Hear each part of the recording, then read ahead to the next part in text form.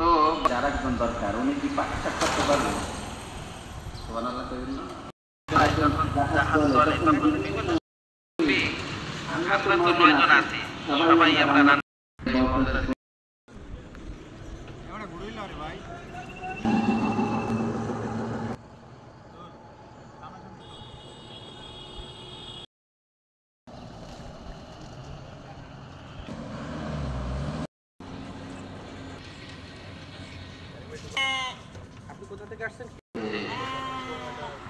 নামাজের পরে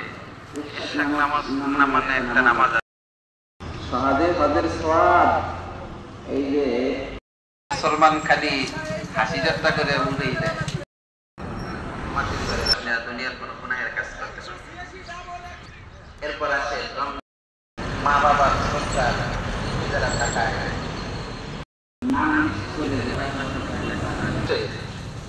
এক টুকরো বা 5 টুকরো বা আধা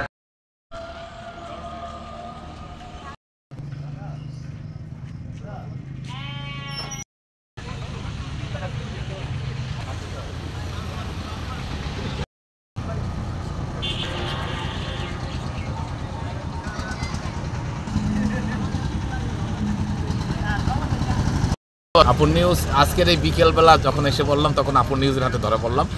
আজকে এই যে বিকেলে ঘুরতে আসছি এই লাল লালিমায় কৃষ্ণচূড়া রঙে আমরা রঙিন হব এবং এই যে গাছটি আসলে অনেক অসাধারণ।